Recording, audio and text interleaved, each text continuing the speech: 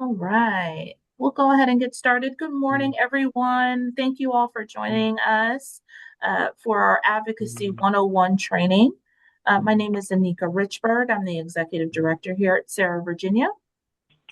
As seen on the screen, SAARA's mission is to advocate, educate, and support all those who are experiencing recovery or working in the recovery space. We are an organization that works statewide to advocate on behalf of peer recovery specialists and their families and the recovery efforts that are created across the state of Virginia. I am going to turn it over to Michael Sizemore, our Advocacy Manager, who will be running today's training. Good morning, everyone. Thank you, everyone who's taken time out of their morning to join us today. Excited to get started. Everyone in this room has been a valuable part of the recovery movement, the recovery community, and we're going to go through some things to show you how you can essentially be your own lobbyist, have your voice in the community, have the spotlight on your organization, our mission, everything like that.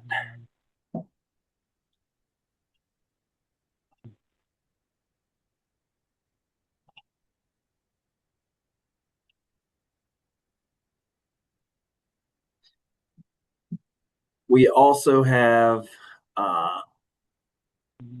another individual who's a big-time ally for us, big voice in the Commonwealth of Virginia, Honestly Liller from McShin Foundation, and she'll hop on after a while to kind of expand her experience and what she's done, the successes, the struggles, the stressors, the good, everything like that that's made her a pretty powerful voice in Virginia.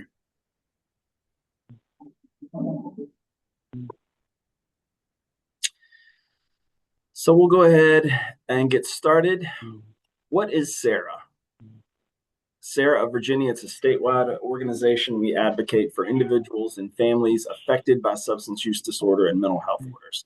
And our executive director, Anika, went over a little bit of that, but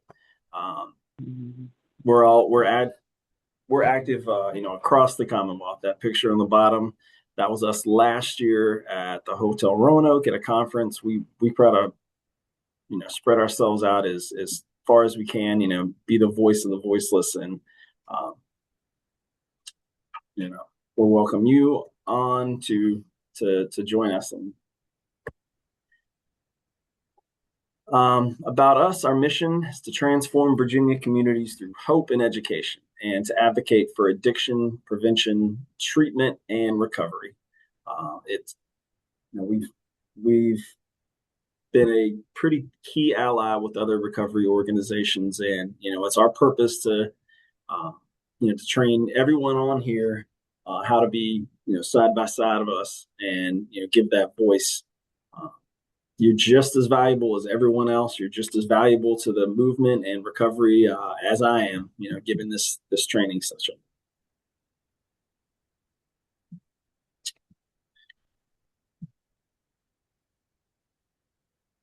So as we, prepare to go into what advocacy is, this is a pretty solid little saying. Today we stand to reach out. Our goal of engaging those who still suffer, creating a world in which recovery is supported and celebrated. Today we stand to remind ourselves and to send a message to those still wounded. Recovery is contagious. And we're going to, always our mission is when we're talking to legislators and community leaders, that recovery is possible. And I really enjoy the fact that I'm seeing a lot of folks who are on today who are community leaders themselves. We got some folks from City of Chesapeake. We've got some RBHA. We got a lot of folks in local government, and then your peers. So, what is advocacy? Advocacy is the active support of an idea or a cause. The goal of advocacy is to build public awareness around a cause or an issue. Again, this room is full of leaders in our community, and advocacy is your voice to those who make the big decisions, be it money to different causes, funding the programs we work in, and passing laws that affect our entire recovery community. So we're the voice. Advocacy is how you make these changes.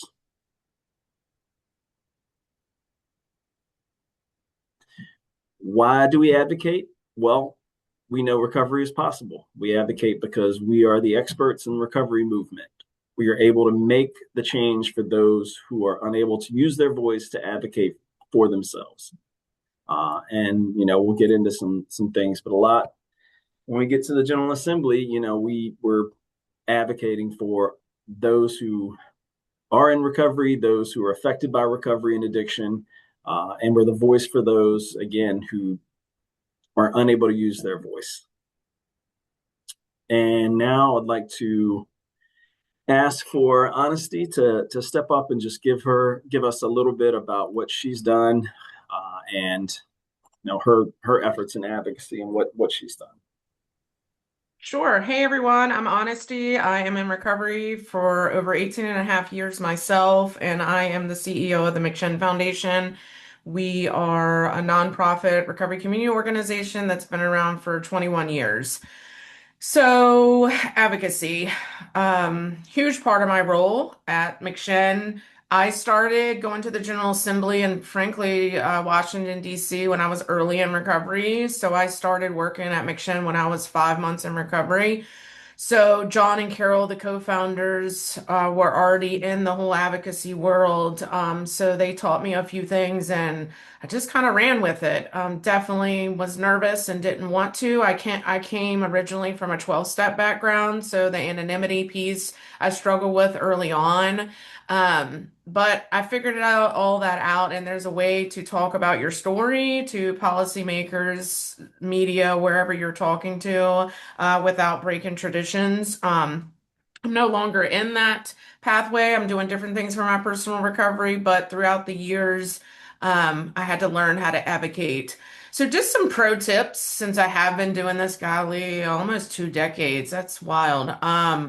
There's a few things just to remember. Number one, they're human beings just like you. So when you're walking into the General Assembly, preferably dress up if at all possible. They do respect that. But you don't have to like go to the nuns and go that you're going to a ball or anything. But they're human beings, they put their pant leg in one leg at a time. They have children. They're part of a community, whatever. So just remembering like that as a human being that you're talking to. And if you're one of their constituents, which means you live in their area that they serve, you pay your taxes, hopefully. So you're their boss technically, if you really take a look at that. So they work for you with your tax, hard work and tax dollars. So you just treat them as a human being. You're a human being. You sit in front of them and you need to know your stuff. So like I have had hundreds of meetings with delegates, senators, a lot of staffers. I believe in what I was taught early on too. Like I love the politicians, but really the staffers, their immediate staff, they get to pick and kind of choose what goes in front of those policymakers. So just because you get an appointment with the staffer, don't think, oh man, I'm not meeting with my policymaker. The policymaker is super busy. So don't like get offended at all by that. So the staffers, I build relationships with the staffers and the politician personally and professionally. So personally, if I know they have children or dogs or whatever, like I try to get to know the individual just for 2 seconds because they will rush you in these meetings. So get to know the person, remember that they're human, and just a little tidbit of information, like when you're in these meetings, sometimes you have 2 minutes, sometimes you have 5 minutes, sometimes I've had meetings for 20, 25 minutes. It depends on the individual and what they have time for. You need to know your bullet points. Like you need to know your stuff. So whether it's a sheet of paper in front of you, which I would encourage you to try to memorize what you're talking about instead of looking down in paper, looking down, looking up, looking down, because they feel the energy and they listen and resonate with a person that knows what they're talking about because this is their time too. So really get educated on what you're talking about when you walk through that door because this is an opportunity to not only speak up for recovery, but speak up for our state. And I do national stuff, so, the whole United States as well. Um, and, while you're with that staffer or the actual policymaker, like make eye contact to the best of your ability. Don't look around. And this is years of practice. So, like, I'm not 100% like the advocacy queen, but I do a really good job at it because it takes practice. Like, just remembering to try to look at that human in the face, eye to eye, so you can really get your points across. And again, make it relatable, humanize the experience. Since I am in recovery, I'm a mom, I'm a small business owner, I'm a woman-owned business owner, not McShin. I have my own small company, and then I'm a leader, a female leader of a nonprofit. So there's so many levels that I can unpack with the individual in front of me. So just know your niche, know what you're saying, and just remember, like, you may only have 3 minutes. So you can't just say, oh, I was addicted to drugs. This is just my professional experience. I was addicted to drugs and start telling war stories about that. I would not recommend that whatsoever. You need to say, I'm a person in recovery, and what that means to me is blah, blah, blah, blah, blah. If you're not in recovery, that's fine too. If you're an ally, I'm an ally of people in recovery, and this is why. But you have, again, you never know how long you have until you're in that room and they shut their folder. So once they're like not in their head and like shut their folder a lot of the times or their binder or their note taking, the meeting is basically done. So you need to wrap it up. And this is just Right. tips here. Um, so that's important. And then for me, I build relationships with the policymakers and the staffers throughout the year. So I'm not just reaching out to them at General Assembly time, budget time, whatever time. It is inviting them to all of McShin's events. It has to be nonpartisan since we're a nonprofit. So that's my role here as the CEO as I do a special email to all the policymakers, invited them to certain events, especially Recovery Fest, since that's our biggest one. And just throughout the year, if I see something on social media, like I'll like, oh my gosh, that's so great, da da da da da. Like just constantly reminding them who I am and what we do here at McShin is really important, and not just trying to meet for those 5 minutes a year. So just that's another suggestion. It's really not a lot of work, so don't get overwhelmed. It's an email every couple months. If something cool happens in your program, like we have 5 babies right now in Destiny House, that's something that I'm promoting not just to policymakers, but also to our Right. donors. So, Well, thank you so much, Honesty. yeah. That's a lot to take in, and I want to get back to one of the things you started with. When we get to talk and advocate with elected officials, they're people too. And the brilliant thing I believe about Virginia state government is that it is a citizen legislature. So not only are they here, voting on bills and making money happen to things we advocate for, but session is over in May. They go back home. They're members of their community. We've got law enforcement officers. We got teachers. We've got, for the first time, we have a physician joining. And when she's talking about staffers, the funny thing is, they're mostly the ones who's plugged in. They see more than anybody. And of the new delegates recently elected, 3 of the delegates were staffers a couple years ago. So, getting back, one of the big things that can really, show anyone we talk to how big our cause is. Substance use disorder in Virginia, an average of 7 Virginians die every day from a drug overdose. Virginians over the age of 12 meet the criteria for having SUD in 2023, which was the last time this data was available. And if you're looking at the breakdown, we've got over 2,000 drug overdoses in 2023, over 22,000 drug overdose emergencies, several years ago. And we'd like that number to go down clearly, but we want to make sure everyone knows about this. Like, these are the cold, hard facts. These are the uncomfortable truths. And as we advocate and we talk to lawmakers and other leaders in the community, they need to know this. It's happening all around everyone, even if they don't hear about it or they don't want to, flip the page or look the other way. It's happening all over our communities. Now, the start of the recovery advocacy movement. The new recovery advocacy movement arose in the late 1900s. This was back before, the modern government, the modern Congress, the modern everything was getting started. This was pre-Great Depression. We're getting through the first couple world wars, but folks knew that there was an issue with recovery, addiction and recovery. So the social movement was led by people in addiction and recovery and all those allies. And again, everyone in this room today is one of those allies. And it's been focused on altering public and professional attitudes and implementing recovery-focused policies and programs. Now, there's different types of advocacy. There's self-advocacy. So that's taking action to represent yourself and advance your own interest. You might be someone, you have lived experience. You might be in recovery yourself and you want to have your voice heard. There's a lot of programs for folks in recovery. And a lot of times what we've heard is they don't feel like their voice is being heard. So self-advocacy, essentially, sometimes you just want to scream it from the top of the mountain and hope somebody listens. But we're going to get to,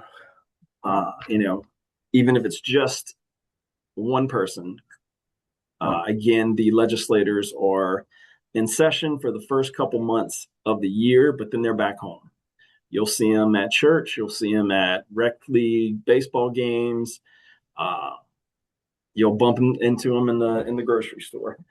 You'll have the chance yourself to reach out to, an office of your legislator and just want to go check in with them.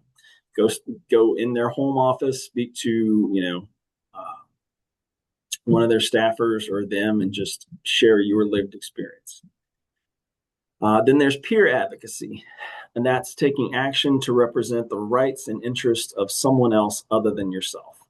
That's a lot of, here at SAARA, that's a lot of what we do. Anytime I'm at the General Assembly, anytime I'm meeting at a community organization,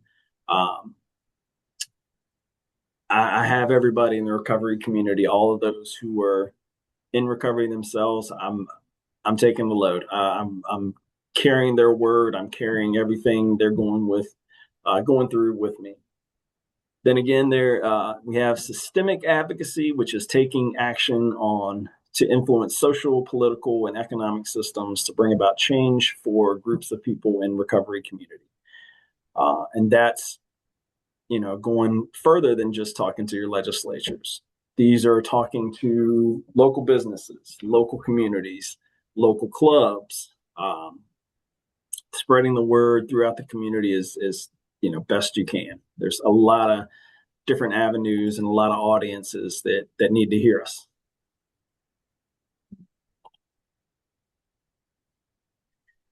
So ways to advocate. There's, it's not something, honestly mentioned it earlier. They're regular people. They're teachers. They're members of the community. And they're not above you. They don't really see themselves as that way. And you can reach out to them in the simplest of ways. You can handwrite a letter or emails. And each of their websites, and we can get to we're going to figure out who your legislator is. That'll have an email address for their staffer. And even off session, that's your job. Reading emails, responding to them. Over the phone, usually I'll send an email to somebody and try to call them on the phone and try to let them hear me and have a sit down in person or anything like that. For me, it always starts with an email or a phone call, and then hopefully it leads to an in-person. Again, reaching out to them, email or phone, or bumping into them at the grocery store, or just going to their office. They have public offices. Each delegate has to have 3 offices in their district, and senators have to have 2 as well. So you can their doors are open all year. Come in and talk to a staffer, or lucky enough that senator or delegate will be there. You can also be really bold and get a group together.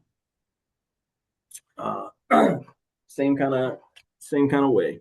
Go as a group. Bring fellow allies, others who are in recovery themselves, or just advocating and shouting out what needs to happen, or what you believe needs to happen for those in recovery.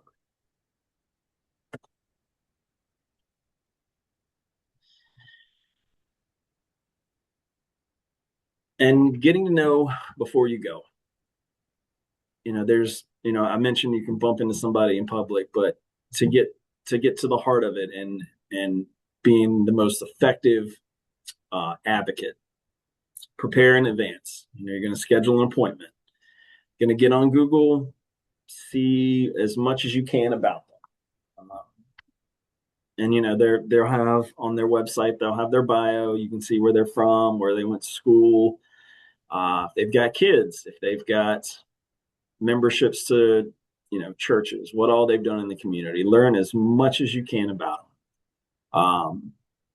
As a father of a 6-year-old, I like to look into some of the bios and see if there's parents who are elected of kids, kind of my age or older kids, and just kind of shoot the breeze and lighten the mood by, having a funny little story or so about, being a father of a little one, some of the trouble they get into, and kind of lighten the mood before you go,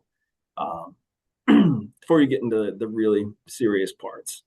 You have to be professional and be courteous. Yes, sir. Yes, ma'am.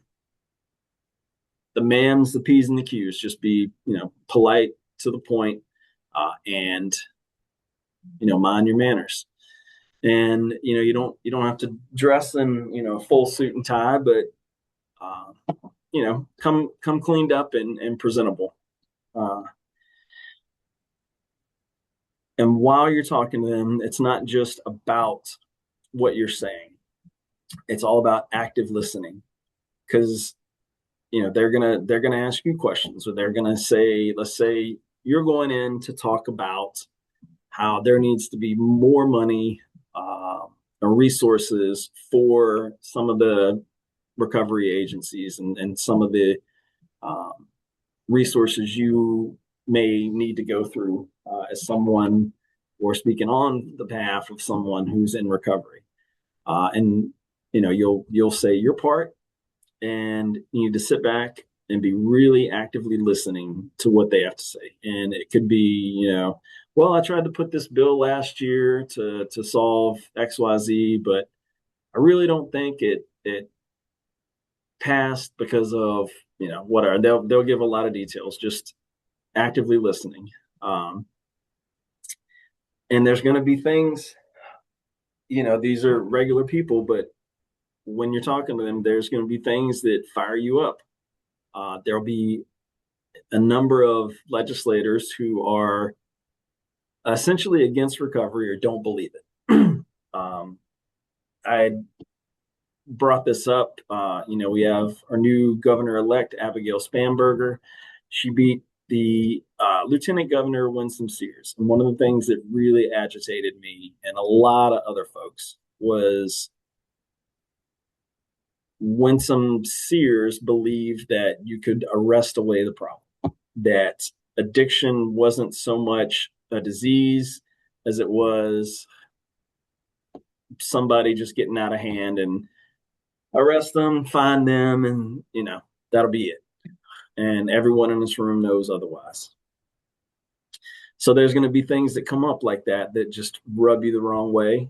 Just kind of grit your teeth, nod your head, be respectful, even if they're saying that you don't agree with, or you feel like they're putting you down, or whoever you're talking on behalf of. Just smile, just nod your head, and at that point you can just say thank you for your time. But it's about controlling emotions. And if you're coming into the Capitol or in a legislator's office, you want to bring notes. We went back a couple slides ago with all the numbers of overdose deaths, the number of folks who've been to the emergency room for drug-related problems. Bring something like that. Bring, you might know what's going on in your community. If you're working for City of Chesapeake or Norfolk, what's going on more than the rest of Virginia and legislators who are not from your area. So bring the fact sheet. Let them know everything that's happening, and make sure you're leaving the room. Give them, you're saying your thank yous, but give their aides, their staffers, those sheets too. And a few days, a week or so goes by, just follow up with them, see how they're doing, see if they've really what they're doing on the things you advocated for.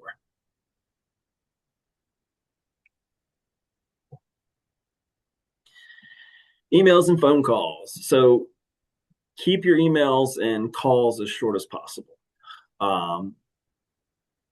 You can get your point.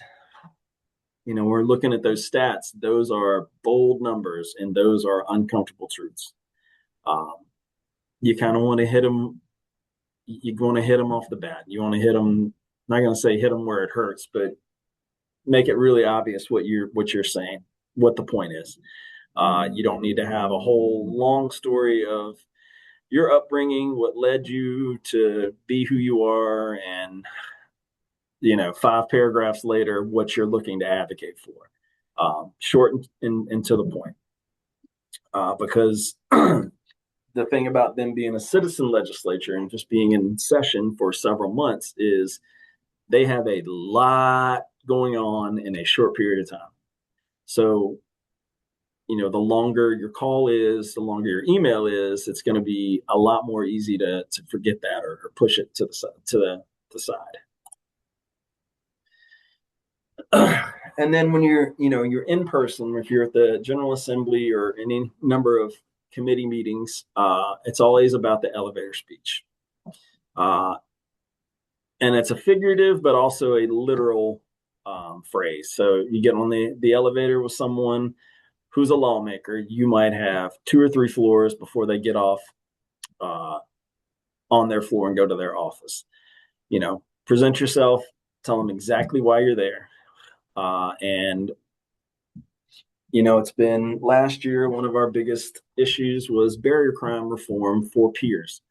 So I'm getting on the elevator with a handful of them and telling them, all right, well, Delegate Causton's good to bump into you today. I just wanted to let you know that myself and a lot of others in the recovery community are here about that bill regarding peer support and barrier crimes. We want to be able to make sure that they're able to get jobs in their community, regardless of their past and things that they've been charged with, because they're certified and they're peers and they make a difference.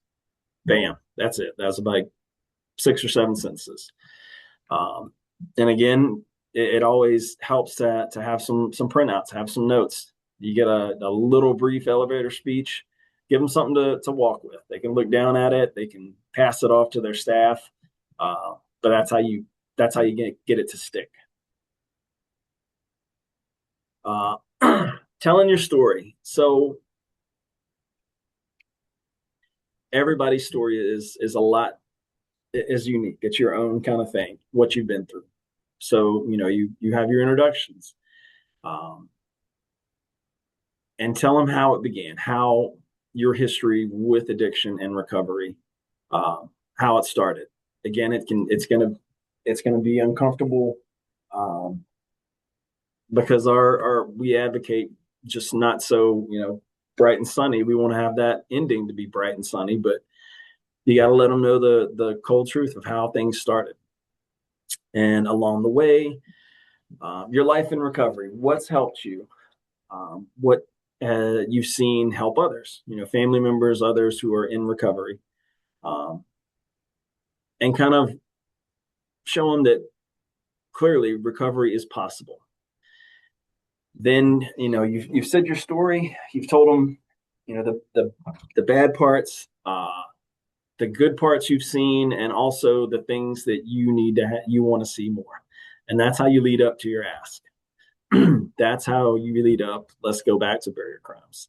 It was a bill that we have plenty of peers who got their their PRS, their certified peers, and they have lived experience. They're in recovery, and they've had, a couple charges in the past. Usually it was possession with intent to distribute, or something in active addiction, in public. And then, they've done their time on that one, but along the way, they got a reckless driving ticket. They got a speeding ticket. So that disqualified them from being employed as a peer at the state level, public job, a lot of private jobs, just because, they had those charges. So we were able to tell all the legislators that's just incredibly inappropriate that someone who's in recovery, who's made strides and got their peer certification, they can't get a job because outside of their substance charge from years ago, they got a speeding ticket. And that's what we lead up to the ask, and we got that bill passed last year. And I'm not sure the number of peers who are now employed, but it's a good amount. Effective messaging. You want to go with your intended audience. You want to speak a clear message that's appealing to your audience. You have a community impact. Make it personal. Talk about how the community you live in is being affected. Use relevant data. Always bring the facts.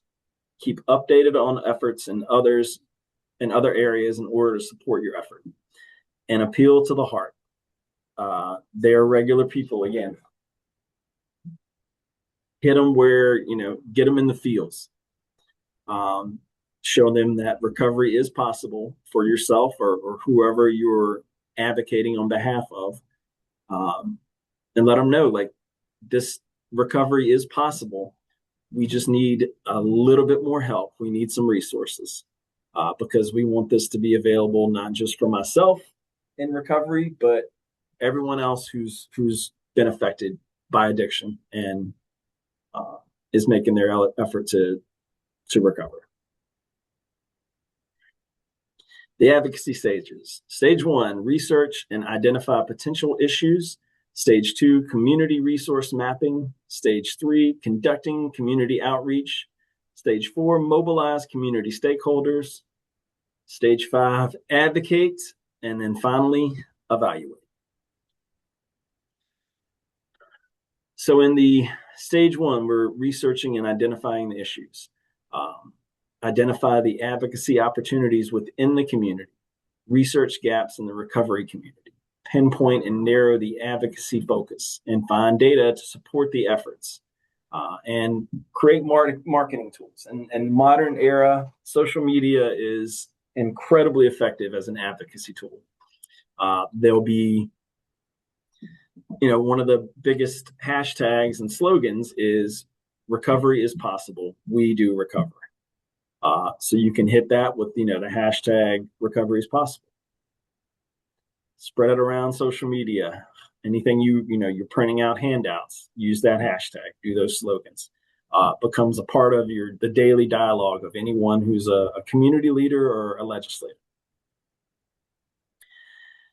Community resource mapping. Create a comprehensive list of current agencies that serve the population. Reach out to the stakeholders, which is someone who has interest in the effort, and start to create those relationships with people who support the same efforts. An example of this is, you're looking at current agencies, Department of Health, DMAS, which is Medicaid. Those are the agencies, two of them that are going to be directly dealing with the laws and the issues and the finances and the funding for recovery, addiction and recovery. Then you're looking out at stakeholders, and a lot of them are in the room right now. We've got folks like Honesty at Mission. You've got several folks from local government. You've got peers. These are the stakeholders. Reach out to them. Create your little advocacy army. And then we're conducting community outreach. Call and email your resources. Introduce yourself and your advocacy effort and why you support it. Again, your elevator pitch. You're wanting to pitch what you want to see happen for others who are in recovery themselves. And keep an active list of individuals, organizations who are interested, and also those who are not. So, you're looking at the nonprofits, you're looking at SAARA, you're looking at Mission, you're looking at Real Life, you're looking at a lot of those. You're going to have them active, you're going to be in communication with them. And then you can look over some of the folks who are elected and don't believe in recovery, that it's possible. They want to arrest away the problem, or they voted against bills and things that would benefit the recovery community. And when you're talking to them, you're going to get, if you speak to enough people, at some point you're going to get shut down. Somebody's just going to shake their head and not say much to you. But don't let that break you. Don't let that dismay you, because folks have different opinions, and we're going to reach out and try to change those opinions, or at least make them more tangible to them. Mobilize community stakeholders. Reach out to the interested parties found during the community outreach. Schedule a meeting based on their availability. This isn't just legislators. This is folks who work in those nonprofits, those other organizations. Virginia has 40 community, we have 40 CSBs, community services boards. You're in at least an hour or two driving distance, if not straight down the road from one. Schedule a meeting with them. Go in and talk about your recovery, see what's available, what they're doing with addiction and recovery, and kind of group up on that. This is a part of networking, and also being able to mobilize some of the stakeholders. And with every meeting you've ever had with anyone, be it a legislator, with an organization, always follow up. Check in on them in a week or two, maybe a month or so. See where they are. See what kind of, when you're talking, about your recovery, what's working, where you are, what's been working for you, and check in to see what's working on with what they're doing. Stage 5, advocate. Everything we've gone over, put it into motion. Show up, present yourself, what you're talking about, your cause, what exactly you want to see done, and let it all out. And then, moving past that, You're going to meet with the stakeholders that you've mobilized, you've reached out to, the ones who were there with you when you've been advocating, or just the ones who you met with. Maybe it was a CSB to see some information before you go talk to the legislators. Reach back out to them, let them know how it went and how you can move forward. You want to summarize the details of what happened. Say you walk in, you talk to a legislative aide, you talk to the delegate or the senator, and potentially testify in front of a community or a committee. And when General Assembly session starts, for all of y'all who are signed up for our newsletter, you'll be getting some advocacy alerts where I'm going to need folks, there's strengths in numbers. So if there's a bill or a funding line item that's coming up on a committee, I want as many of you there with me possible, because I can give my pitch, and then it's so incredible to see from their perspective how many people show out for this and how much it affects everyone in the community. So if I've got 2 or 3, or at one point I had 17 people show up to a committee meeting, and after I spoke, they told about their personal journey and recovery. And that's how we make change. That's how we get laws passed. That's how we make things better for the whole recovery community at large.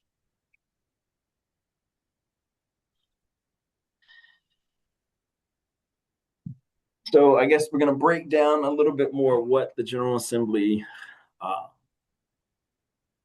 is, if you haven't caught on yet, or just, it's called Advocacy 101 for a reason. This is for those who haven't been involved with this before. This is just the baseline. So the General Assembly is the state's lawmaking body responsible for creating laws, policies, and budgets that directly impact mental health services, substance use disorder treatments, recovery support programs, harm reduction and prevention, Medicaid and insurance coverage, criminal justice, and recovery-related policies, funding for CSBs, peer programs, reentry, crisis service, anything you can think of that applies, that's happening with yourself or the whole recovery community at large. The General Assembly is where it gets addressed.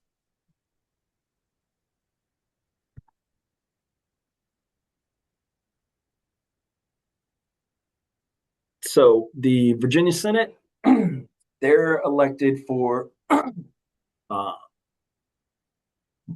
4-year terms. There's 40 of them. House of Delegates, every 2 years, there's 100 members. And every other year, there's a House of Delegates election. Currently, coming into this past election, that the Democratic Party had a 2-seat majority. Then this past election happened, and the Democrats won over a dozen seats, brand new seats, and now they've got the majority. So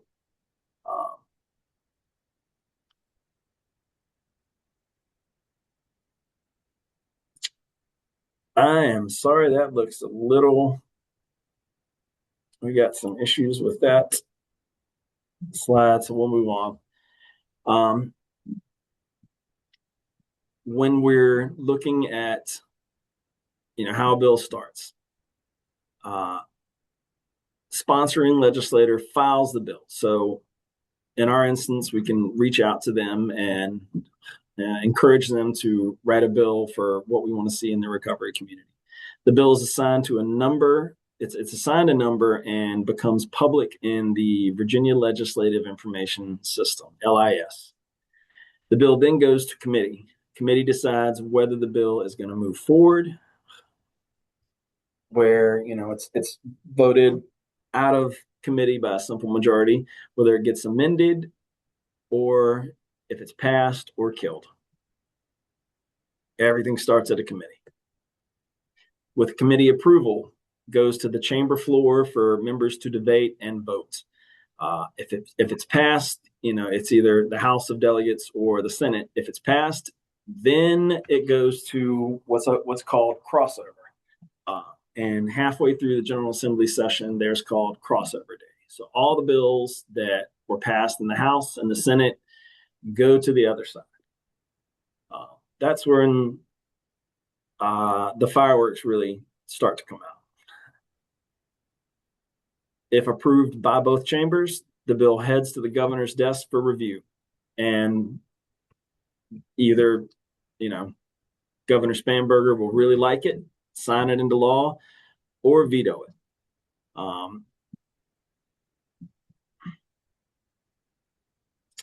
So what we're looking into right now and transitioning for as we're making our 2026 legislative agenda, one of the things we're dealing with is barrier crimes reform, implementing new oversight and certification of recovery residences, creating new recovery high schools, ensuring healthcare coverage for those who rely on Medicaid and fund their recovery efforts. As many of you hopefully haven't had to deal with, but are very aware of, that big bill that was passed by Congress and the president really gutted Medicaid. And a large number of folks who are in recovery themselves rely on Medicaid funding for their costs. So that's going to be a huge one we're looking at this coming session. All right, so that leads us to our conclusion. Any questions, any comments? Let's open up the floor. Anything anybody's got to say? And before we get into conversation, thank you again for showing up today. This is the first step of making change. This is the first step of making a difference and having your voice really heard by those who are going to be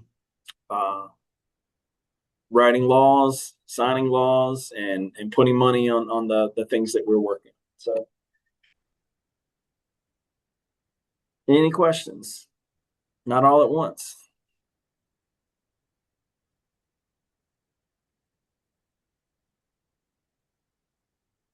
So you said in order, so to get started with advocating, a lot of the people to talk to are the ones in this meeting. Yeah, I mean, there's a lot of stakeholders here for sure, and we can, in the chat, leave your email or anything like that, or we're essentially the foundation of the advocacy army for recovery. So we group up, and there's there's strength in numbers. And I would guarantee every individual here has information or facts or stories that you've never heard of, that I've never heard of. So we want to kind of get to know each other and all of those things to kind of sharpen ourselves to advocate. Okay. Yeah. I'm in Winchester, Virginia, so I'm a little bit out of where, I'm further out than you guys are. But I do a lot of advocating out here on my own. So it would be nice to kind of get to know you guys and have a little bit of support. So I'll leave my. Of course. Absolutely. And one thing I wanted to bring up is, we talked about legislators and getting a hold of their staffers and everything, but I don't need to ask for a show of hands, but I'm pretty sure there are plenty of people in this room, just like across Virginia, who doesn't know who their delegate or legislator is. So I'm going to share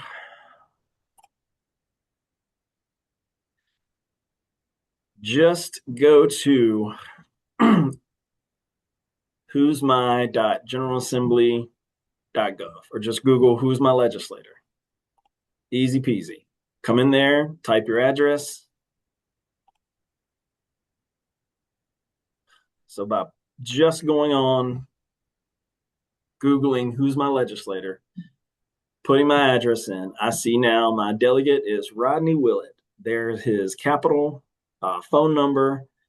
There's going to be emails. There's going to be staffer emails. There's staffer contacts. Same with, everybody has a delegate and a senator. Everything you need to know to get a hold of them is right there. That was a whole 1 minute to look up who her delegate is, how to get a hold of them. And it goes back to the simple things, an email or a phone call. Introduce yourself. Say you'd like the chance to talk to them, be it, in person, maybe it's Zoom. All their information to get a hold of them is right there. And I see Frederica Jones. You have a question. Yes, Michael, how are you doing? How's everybody doing? That's good. This has been very good information. I know that SAARA does sponsor an advocacy day at the Capitol during the General Assembly. Have y'all made a decision what day that will be at this time? Or are you still working on it? That is a great question. Yes, we have. It's happening on. Why am I blanking now? Hey, Michael, it's in the chat. Tuesday, okay. January 27th. Yeah, there we go. I was trying to navigate out of my share screen. Yeah, January 27th. And if anybody's been last year or any year, we meet up. We'll have usually 1 or 2 delegates. The first one that's hosting the room for us is Delegate Del McClure. She's from Alexandria. We'll have a handful of them in there, and at that point, we will know the bills that are being debated and the ones that affect us. So we'll have handouts. Hopefully at that point, everybody knows who their legislator is, and come out with your story. We'll have the handout on information, and you can tell them your story and also certain bills and why they should vote yes on those bills or vote no even.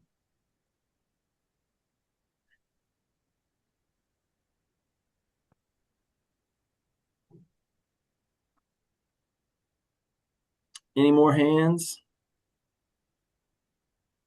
Just to piggyback off of Recovery Advocacy Day. Oh, excuse me. If you're interested in joining us, we like to bring stakeholders, community members, just anybody interested in advocating around recovery efforts at the General Assembly in Richmond, Virginia on the 27th. We will be holding a quick just a day of training, just so you all feel better about what the day would consist of. On the 22nd, which is the Thursday prior to our Advocacy Day, we will have a flyer that we'll be sharing, and we will send that out to everyone that's on this call. It's always a good time to kind of get together if you have any last minute questions, and we can kind of let you know what the day consists of. It's a very quick morning, but it's a really good opportunity to meet some other stakeholders, some other community members that are advocating just as yourself. Get to walk around the General Assembly if you've never been able to see it in action. It's a great time to be down there and really talk to individuals who are interested in what you have to say. So we definitely encourage you to join us that morning. We'll be meeting on the steps of the General Assembly at 8 a.m. And please, I invite you to give our office a call if you have any questions, or send Michael or myself an email prior to. And you said that's the 22nd at 8 a.m.? So the 22nd is going to be when we do our quick day of training and prep for Advocacy Day. And then Advocacy Day is on the 27th at 8 a.m. Yes, ma'am. I just wanted to make sure I had both days. Thank you so much. Yeah, of course. Thank you. And we'll be sure to send that information out to everyone that's on this call. I know this time of the year, throwing extra dates at everyone can be a little cumbersome. We've got a lot of things on our brains right now, so we'll definitely send that out to everyone. Thank you so much. Yeah, I've been, this is very, very near to my heart. So I will definitely be there. Thank you so much. Wonderful. We look forward to Excellent. meeting you in person. And I see Eric, you say you have a silly question. There is no such thing as a silly question in this arena.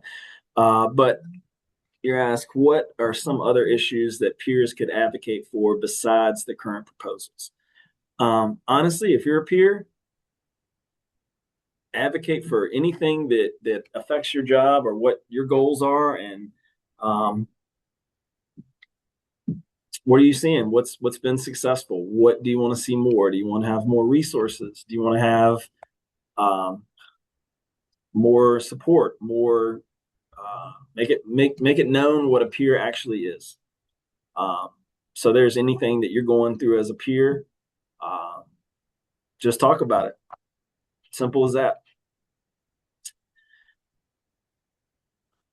Juanita, I see you got a question. What we got? Yeah. So I know on one of our forms that we have to fill out for Recovery Corps, there's a question on there about stakeholder. Like, so if we mention anything or go over any information with one of our peers, it asks if we went over any information about stakeholder. What is a stakeholder? Can you explain that to me, please? Yes. A stakeholder is essentially anyone who works or is involved with recovery, any recovery organizations. Okay. Yeah, anybody from SAARA, from McShin, Okay, from I got you. any That's what I CSB. figured. Yeah. Okay. It's a fancy word for everybody who's involved in doing this stuff. So anybody like higher up than me? Your knitting circle, if you guys get together and want to get mobilized to advocate, y'all are essentially a stakeholder. Okay, gotcha. Yeah. The word sounds fancier than it really is. Gotcha. Thank you. Of course. Anyone else?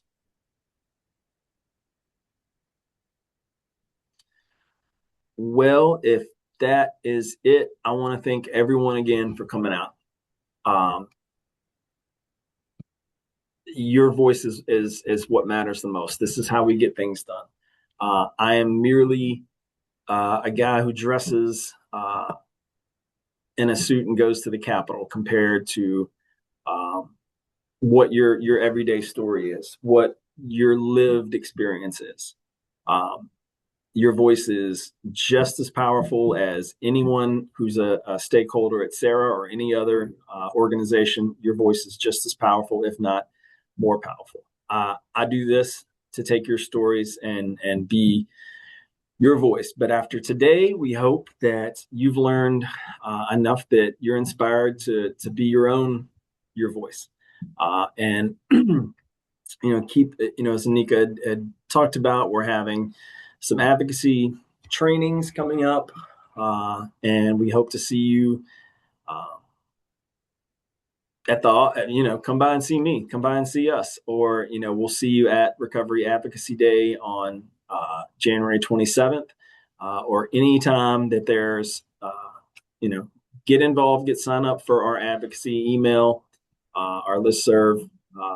We'll let you know what's going on, and hope to see you there, and hope to hear about you and everything you're doing in your communities to help the whole recovery community.